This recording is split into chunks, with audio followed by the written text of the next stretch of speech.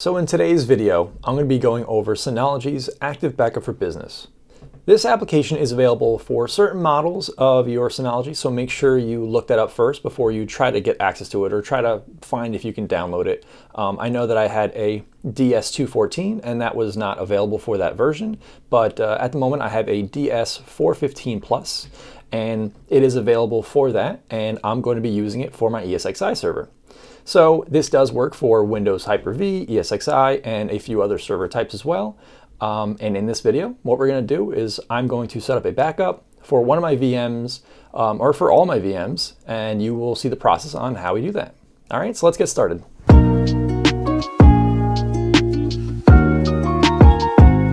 First thing you want to do, head over to your package center. I'm going to scroll down, and it is the first one here, Active Backup for Business. We will click Install. Let's wait for that to install. And as you can see here, I'm also logged into my ESXi server. So let's just take a look at our virtual machines. I have a few here. I have Bowser, Finance VM, Luigi, and a test server. So let's back up Luigi. We're going to choose that as our backup. This is an Alpine Linux VM. This here is a Windows 10 VM, so I could also do that if you guys want to see that. So let's wait for this to install. Should just take a moment here. So that's finished and it is now running. Let's click on Open. And we can close out of that in the back. When you open the application for the first time, you will be greeted with the Active Backup for Business and you want to activate it. This is free, so click on Activate. Just move this here. You'll have to agree. Click Next and then sign in. Click on OK and it will disappear. So now we're greeted with this really nice interface. Backs up everything from PCs to file servers, VMs, and so on. So let's just do a quick overview of this. As you can see, we have PCs. We can add a device here. And we can essentially select Windows machines and connect to it. They have installers to the download center for you to put it on your PC. They got physical servers here as well.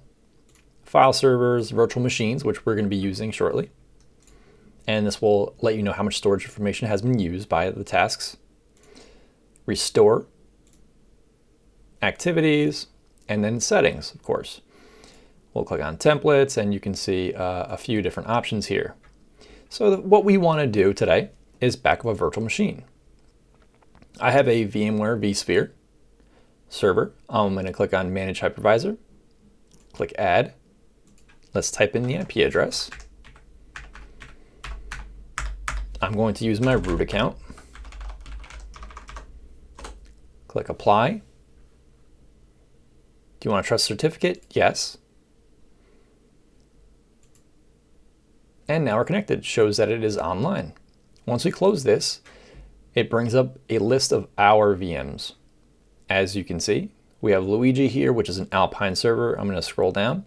It shows it is a Linux 64-bit. 5 cores, 4 gigs of RAM, and so on. So what we want to do is let's back up our server. We're going to back up Luigi. Let's click Create Task. We have the Active Backup for Business right here. This is self-created whenever the application was installed. I'm going to back it up right there. Click on Next. You can see that it brings up the other VMs also.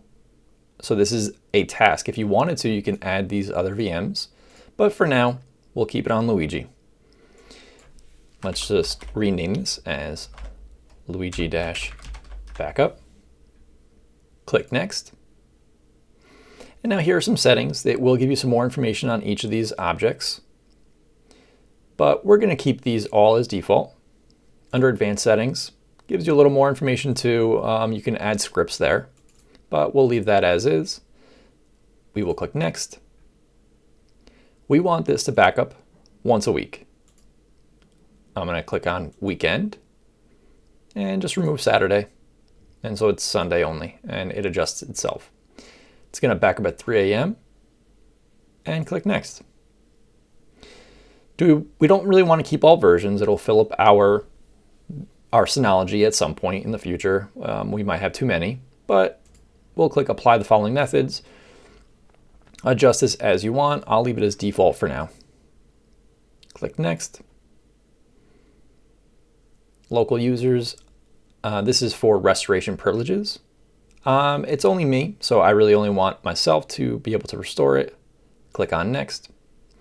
And now here's a summary of everything we've done. So we'll click apply. It's going to ask us to back up now. Let's click yes. So this is going to start backing up. And there we go. It's at 10% already. So this should be pretty quick. It is a small VM. So let's wait for this to finish. Okay, so the backup finished. It is successful. You can see next backup time, 11:29, which is this coming Sunday. We can click on it. We can see the details of this. We can see that it is transferred 2.8 gigs, so it is a very small VM.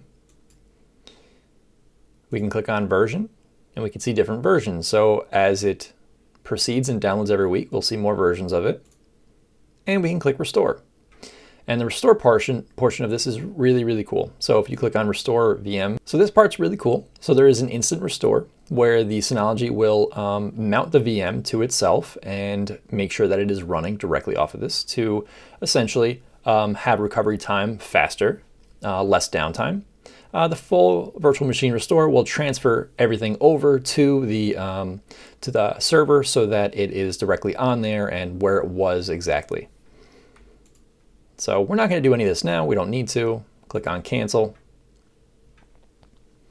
And then from here, we can, of course, delete it. We can edit some of the settings and the tasks and change options, of course. And that's for this specific task. So we'll head back down to storage. You can see that this is our storage here. There's no running tasks at the moment, but it does say how many devices. You can see the virtual machines. So let's head back to overview. We got our virtual machines there. 2.3 gigabytes used right now. And it will give you some more information up here, the backup calendar, and so on. So as you guys can see, Synology made a great application that allows you to back up a wide variety of devices. I use it for my clients, and I'm going to be using it for my home lab. So hopefully this was helpful for you guys. Kind of showed you what this application can do. So if you guys liked it, give us a thumbs up, hit that subscribe button if you can, and I'd like to thank you guys for watching.